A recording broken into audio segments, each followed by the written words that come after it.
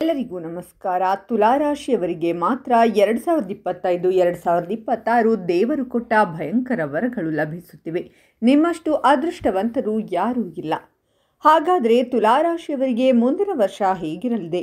ವೃತ್ತಿ ಮತ್ತು ಆರ್ಥಿಕ ವಿಷಯದಲ್ಲಿ ಪ್ರಯೋಜನಗಳಿವೆಯಾ? ನಿಮ್ಮ ಆರೋಗ್ಯ, ಉದ್ಯೋಗ, ಆರ್ಥಿಕ, ಶೈಕ್ಷಣಿಕ, ಕುಟುಂಬ, ವೃತ್ತಿ, ವ್ಯಾಪಾರದ ಜೀವನ ಹೇಗಿರಲಿದೆ ಎನ್ನುವುದರ ಬಗ್ಗೆ ಸಂಪೂರ್ಣ ಮಾಹಿತಿಯನ್ನು ಈ ವಿಡಿಯೋದಲ್ಲಿ ಹೇಳ್ತೀವಿ. ಕೊನೆಯವರೆಗೂ ತಪ್ಪದೇ ನೋಡಿ. ಅದಕ್ಕೂ ಮುನ್ನ ನೀವು ತುಲಾರಾಶಿಯವರಾಗಿದ್ದರೆ ಮತ್ತು ಜ್ಯೋತಿಷ್ಯ ಹಾಗೂ ದೇವರನ್ನು ನಂಬುವ ಹಾಗಿದ್ರೆ ಈ ವಿಡಿಯೋಗೆ ಲೈಕ್ ಮಾಡಿ. ಹಾಗೆ ನೀವಿನ್ನೂ ನಮ್ಮ ಜ್ಯೋತಿಷ್ಯ ದರ್ಶನ ಚಾನಲ್ಗೆ ಸಬ್ಸ್ಕ್ರೈಬ್ ಆಗಿಲ್ಲ ಅಂದರೆ ಈಗಲೇ ಸಬ್ಸ್ಕ್ರೈಬ್ ಮಾಡಿ. ಹಾಗೆ ಪಕ್ಕದಲ್ಲಿ ಬರೋ ಬೆಲ್ ಐಕಾನನ್ನು ಕ್ಲಿಕ್ ಮಾಡಿ. ನಿಮ್ಮ ಸಮಸ್ಯೆಗಳಾದಂತಹ ಸತಿಪತಿ ಕಲಹ, ಪ್ರೀತಿಯಲ್ಲಿ ಮೋಸ, ಭೂಮಿ ವಿಚಾರ, ಕೋರ್ಟ್ ಕೇಸ್, ವ್ಯಾಪಾರ, ಹಣಕಾಸಿನ ತೊಂದರೆ, ಸಾಲಬಾಧೆ, ಸ್ತ್ರೀಯರು, ಗುಪ್ತ ಸಮಸ್ಯೆ, ಹೀಗೆ ಹಲವಾರು ಸಮಸ್ಯೆಗಳಿಗೆ ಶಾಶ್ವತ ಪರಿಹಾರ ಮಾಡಿಕೊಡುತ್ತಾರೆ. ಡಿಸ್ಪ್ಲೇ ಮೇಲೆ ಕಾಣುವ ಗುರೂಜಿ ನಂಬರ್ಗೆ ಒಮ್ಮೆ ಕರೆ ಮಾಡಿ. ತುಲಾರಾಶಿಯವರು ಇತರರ ಸಹವಾಸದಲ್ಲಿ ಅಭಿವೃದ್ಧಿ ಹೊಂದುವ ಸಾಮಾಜಿಕ ಚಿಟ್ಟೆಗಳು. ಸ್ನೇಹಿತರು ಮತ್ತು ಕುಟುಂಬದಿಂದ ಸುತ್ತುವರೆದಿರುವುದನ್ನು ಅವರು ಆನಂದಿಸುತ್ತಾರೆ ಮತ್ತು ಅವರು ಆಗಾಗ್ಗೆ ಹೊಸ ಸಾಮಾಜಿಕ ಸಂಪರ್ಕಗಳನ್ನು ಹುಡುಕುತ್ತಾರೆ. ಸಮತೋಲನ ಮಾಪಕದಿಂದ ಪ್ರತಿನಿಧಿಸಲ್ಪಟ್ಟ ತುಲಾರಾಶಿಯವರು ನ್ಯಾಯ ಮತ್ತು ನ್ಯಾಯದ ಬಲವಾದ ಪ್ರಜ್ಞೆಯನ್ನು ಹೊಂದಿರುತ್ತಾರೆ. ಅವರು ಇತರರನ್ನು ಸಮಾನತೆ ಮತ್ತು ಪ್ರಾಮಾಣಿಕತೆಯಿಂದ ನಡೆಸಿಕೊಳ್ಳುವುದರಲ್ಲಿ ನಂಬಿಕೆ ಇಡುತ್ತಾರೆ ಮತ್ತು ಅವರು ತಮ್ಮ ಸಂಬಂಧಗಳಲ್ಲಿ ಸಾಮರಸ್ಯವನ್ನು ಕಾಪಾಡಿಕೊಳ್ಳಲು ಶ್ರಮಿಸುತ್ತಾರೆ. ತುಲಾರಾಶಿಯವರು ಆಕರ್ಷಕ ಮತ್ತು ರಾಜತಾಂತ್ರಿಕ ನಡವಳಿಕೆಯನ್ನು ಹೊಂದಿರುತ್ತಾರೆ. ಇದು ಅವರನ್ನು ಸಾಮಾಜಿಕ ಸನ್ನಿವೇಶಗಳನ್ನು ನ್ಯಾವಿಗೇಟ್ ಮಾಡುವಲ್ಲಿ ಪ್ರವೀಣರನ್ನಾಗಿ ಮಾಡುತ್ತದೆ. ಸಂಘರ್ಷಗಳನ್ನು ಮಧ್ಯಸ್ಥಿಕೆ ವಹಿಸುವ ಮತ್ತು ಸವಾಲಿನ ಸಂದರ್ಭಗಳಲ್ಲಿ ರಾಜಿ ಕಂಡುಕೊಳ್ಳುವ ನೈಸರ್ಗಿಕ ಸಾಮರ್ಥ್ಯವನ್ನು ಅವರು ಹೊಂದಿರುತ್ತಾರೆ. ಬೌದ್ಧಿಕವಾಗಿ ಕುತೂಹಲಕಾರಿ ವ್ಯಕ್ತಿಗಳು. ಅವರು ನಿರಂತರವಾಗಿ ಜ್ಞಾನ ಮತ್ತು ಹೊಸ ಅನುಭವಗಳನ್ನು ಹುಡುಕುತ್ತಿರುತ್ತಾರೆ. ಅವರು ತಮ್ಮ ಸುತ್ತಲಿನ ಪ್ರಪಂಚದ ಬಗ್ಗೆ ತೀವ್ರ ಆಸಕ್ತಿಯನ್ನು ಹೊಂದಿರುತ್ತಾರೆ ಮತ್ತು ಅವರನ್ನು ಹೆಚ್ಚಾಗಿ ಒಳನೋಟವುಳ್ಳ ಮತ್ತು ತೊಡಗಿಸಿಕೊಳ್ಳುವ ಸಂಭಾಷಣಾವಾದಿಗಳಾಗಿ ನೋಡಲಾಗುತ್ತದೆ. ಅವರು ಸಹಾನುಭೂತಿ ಮತ್ತು ಸಹಾನುಭೂತಿಯುಳ್ಳ ವ್ಯಕ್ತಿಗಳಾಗಿದ್ದು ತಮ್ಮ ಸುತ್ತಲಿನವರ ಜೀವನದ ಮೇಲೆ ಸಕಾರಾತ್ಮಕ ಪರಿಣಾಮ ಬೀರುವುದನ್ನು ಆನಂದಿಸುತ್ತಾರೆ.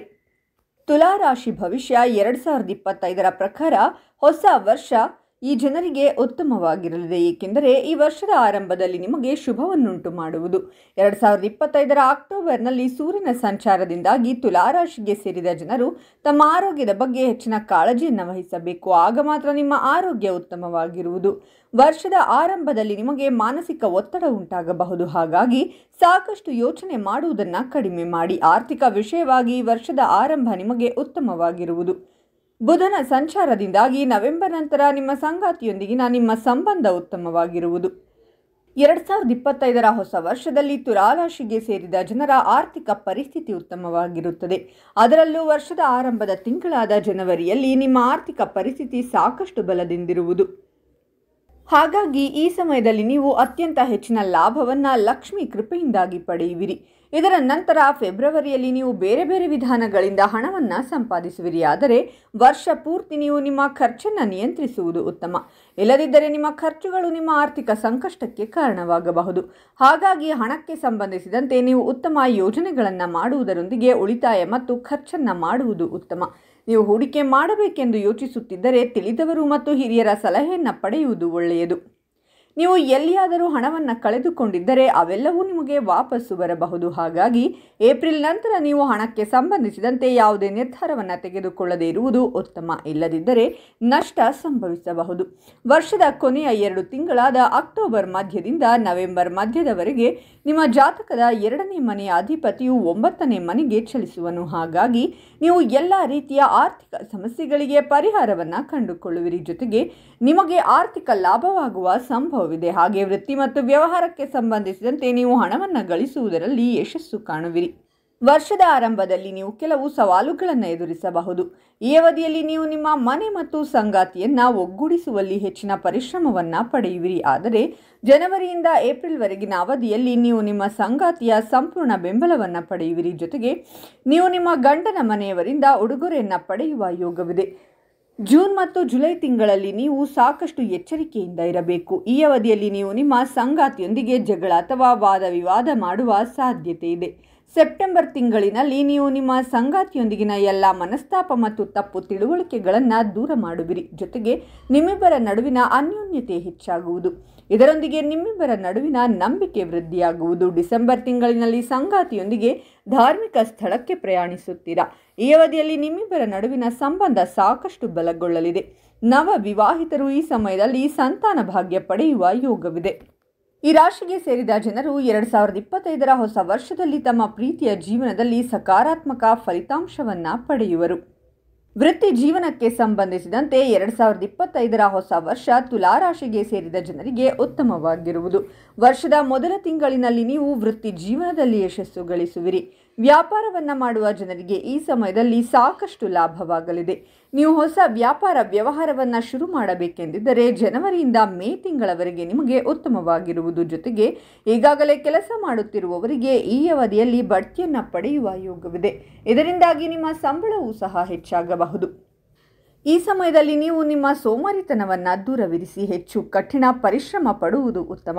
ಪಾಲುದಾರಿಕೆಯಲ್ಲಿ ವ್ಯವಹಾರ ಮಾಡುವ ಜನರು ತಮ್ಮ ಪಾಲುದಾರರೊಂದಿಗೆ ಉತ್ತಮ ಸಂಬಂಧವನ್ನು ಹೊಂದುವ ಬಗ್ಗೆ ಪ್ರಯತ್ನ ಪಡಬೇಕು. ಸೆಪ್ಟೆಂಬರ್, ಅಕ್ಟೋಬರ್ ಮತ್ತು ನವೆಂಬರ್ ತಿಂಗಳ ಅವಧಿಯಲ್ಲಿ ಕೆಲಸವನ್ನು ಮಾಡುವ ಜನರು ತಮ್ಮ ಜೀವನದಲ್ಲಿ ಸಾಕಷ್ಟು ಬದಲಾವಣೆಗಳನ್ನು ಹೊಂದುವರು. ಈ ಅವಧಿಯಲ್ಲಿ ನೀವು ನಿಮ್ಮ ಹಿರಿಯ ಅಧಿಕಾರಿಗಳೊಂದಿಗೆ ವಾದ ವಿವಾದ ಅಥವಾ ಜಗಳವಾಡುವ ಸಾಧ್ಯತೆ ಇದೆ. ಆದರೆ ಇವೆಲ್ಲವೂ ಡಿಸೆಂಬರ್ ಕೊನೆಯಲ್ಲಿ ಕೊನೆಗೊಳ್ಳಬಹುದು. ಜೊತೆಗೆ ನೀವು ನಿಮ್ಮ ಸಂಬಂಧವನ್ನು ಉತ್ತಮವಾಗಿರಿಸುವಲ್ಲಿ ಯಶಸ್ಸು ಗಳಿಸುವಿರಿ. ನೀವು ವಿದೇಶಿ ವ್ಯವಹಾರವನ್ನು ಮಾಡುತ್ತಿದ್ದರೆ ನಿಮಗೆ ಮೇಯಿಂದ ನವೆಂಬರ್ ತಿಂಗಳಿನ ಅವಧಿಯು ಅತ್ಯುತ್ತಮವಾಗಿರುವುದು. ಈ ಅವಧಿಯಲ್ಲಿ ನಿಮಗೆ ವಿದೇಶಕ್ಕೆ ಪ್ರಯಾಣಿಸುವ ಯೋಗವಿದೆ. ಶಿಕ್ಷಣಕ್ಕೆ ಸಂಬಂಧಿಸಿದಂತೆ 2025ರ ಹೊಸ ವರ್ಷದಲ್ಲಿ ತುಲಾರಾಶಿಗೆ ಸೇರಿದ ಜನರು ಅತ್ಯಂತ ಹೆಚ್ಚಿನ ಯಶಸ್ಸನ್ನು ಪಡೆಯುವರು. ಈ ವರ್ಷದ ಆರಂಭದ ಸ್ವಲ್ಪ ಅವಧಿಯಲ್ಲಿ ಗ್ರಹಗಳ ಸಂಚಾರದಿಂದಾಗಿ ನೀವು ಸಾಕಷ್ಟು ಕಠಿಣ ಪರಿಶ್ರಮ ಪಡಬೇಕಾಗುತ್ತದೆ. ವಿದ್ಯಾರ್ಥಿಗಳು ತಮ್ಮ ಕಠಿಣ ಪರಿಶ್ರಮಕ್ಕೆ ತಕ್ಕಂತಹ ಫಲವನ್ನು ಪಡೆಯುವರು. ಇದರೊಂದಿಗೆ ನೀವು ಜೂನ್ ತಿಂಗಳಿನಲ್ಲಿ ಮತ್ತಷ್ಟು ಹೆಚ್ಚು ಕಠಿಣ ಪರಿಶ್ರಮವನ್ನು ಪಡಬೇಕಾಗುತ್ತದೆ. ಈ ಅವಧಿಯಲ್ಲಿ ನಿಮ್ಮ ಸೋಮಾರಿತನ ಹೆಚ್ಚಾಗುವುದು. ಇದರಿಂದಾಗಿ ನಿಮ್ಮ ಮನಸ್ಸು ಚಿಂತೆಗೊಳಗಾಗಬಹುದು. ನೀವು ಕೆಲಸವನ್ನು ಹುಡುಕುತ್ತಿದ್ದರೆ ಸೆಪ್ಟೆಂಬರ್ನಿಂದ ನವೆಂಬರ್ ಒಳಗಿನ ಅವಧಿ ನಿಮಗೆ ಬಹಳ ಉತ್ತಮವಾಗಿರುವುದು. ತುಲಾರಾಶಿಗೆ ಸೇರಿದ ಜನರ ಆರೋಗ್ಯ 2025ರ ಹೊಸ ವರ್ಷದಲ್ಲಿ ಸಾಧಾರಣವಾಗಿರುವುದು. ವರ್ಷದ ಆರಂಭ ನಿಮಗೆ ಅತ್ಯುತ್ತಮವಾಗಿರುವುದಿಲ್ಲ, ಏಕೆಂದರೆ ನಿಮ್ಮ 6ನೇ ಮನೆಯ ಅಧಿಪತಿ ನಿಮ್ಮ ಮೇಲೆ ಪ್ರಭಾವವನ್ನು ಬೀರಲಿದ್ದಾನೆ. ಈ ಅವಧಿಯಲ್ಲಿ ನೀವು ಮಾನಸಿಕ ಒತ್ತಡಕ್ಕೊಳಗಾಗುವ ಸಾಧ್ಯತೆ ಇದೆ. ಜೊತೆಗೆ ಫೆಬ್ರವರಿಯಿಂದ ಮೇ ತಿಂಗಳ ಅವಧಿಯಲ್ಲಿ ನೀವು ಸಾಕಷ್ಟು ಸಮಸ್ಯೆಗಳನ್ನು ಎದುರಿಸುವಿರಿ. ಹಾಗಾಗಿ ಈ ಅವಧಿಯಲ್ಲಿ ನೀವು ಹೆಚ್ಚಿನ ಪರಿಶ್ರಮವನ್ನು ಪಡುವುದು ಉತ್ತಮ. ಏಪ್ರಿಲ್ ಮಧ್ಯದಲ್ಲಿ ನೀವು ವೈವಾಹಿಕ ಜೀವನಕ್ಕೆ ಸಂಬಂಧಿಸಿದಂತೆ ಮಾನಸಿಕ ಸಮಸ್ಯೆಗಳನ್ನು ಎದುರಿಸಬೇಕಾಗಬಹುದು. ಇದರಿಂದಾಗಿ ನಿಮ್ಮ ಒತ್ತಡ ಹೆಚ್ಚಾಗಲಿದೆ. ಹಾಗಾಗಿ ನೀವು ಆಹಾರಕ್ಕೆ ಸಂಬಂಧಿಸಿದಂತೆ ತೊಂದರೆಗೊಳಗಾಗಬಹುದು. ಈ ಅವಧಿಯಲ್ಲಿ ನಿಮ್ಮ ಸಂಗಾತಿ ಮತ್ತು ಮಕ್ಕಳ ಆರೋಗ್ಯದಲ್ಲಿ ಏರುಪೇರಾಗಬಹುದು. ಇದರಿಂದಾಗಿ ನಿಮ್ಮ ಮಾನಸಿಕ ಒತ್ತಡ ಹೆಚ್ಚಾಗುವುದರಿಂದ ಅಕ್ಟೋಬರ್ ತಿಂಗಳಿನ ಅವಧಿಯಲ್ಲಿ ಆರೋಗ್ಯಕ್ಕೆ ಸಂಬಂಧಿಸಿದಂತೆ ನೀವು ಸಕಾರಾತ್ಮಕ ಫಲಿತಾಂಶಗಳನ್ನು ಪಡೆಯಬಹುದು. ಜೊತೆಗೆ ನೀವು ಹಳೆಯ ಆರೋಗ್ಯ ಸಮಸ್ಯೆಗಳಿಂದ ಮುಕ್ತಿಯನ್ನು ಪಡೆಯಬಹುದು. ನಿಮ್ಮ ತಾಯಿಯ ಆರೋಗ್ಯದಲ್ಲಿ ಸಮಸ್ಯೆಗಳಿದ್ದರೆ ನೀವು ಆಗಸ್ಟ್ ತಿಂಗಳಿನಲ್ಲಿ ಅವುಗಳಿಂದ ಮುಕ್ತಿಯನ್ನು ಪಡೆಯುವಿರಿ. ಹಾಗಾದರೆ ನೋಡಿದ್ರಲ್ಲ ಸ್ನೇಹಿತರೆ, ನಿಮಗೂ ಕೂಡ ಈ ಮಾಹಿತಿ ಇಷ್ಟವಾಗಿದ್ದರೆ ತಪ್ಪದೆ ಈ ವಿಡಿಯೋವನ್ನು ಲೈಕ್ ಮಾಡಿ ಮತ್ತು ಕಾಮೆಂಟ್ ಮಾಡಿ. ಹಾಗೆ ನಮ್ಮ ಚಾನಲನ್ನು ಸಬ್ಸ್ಕ್ರೈಬ್ ಮಾಡಿ.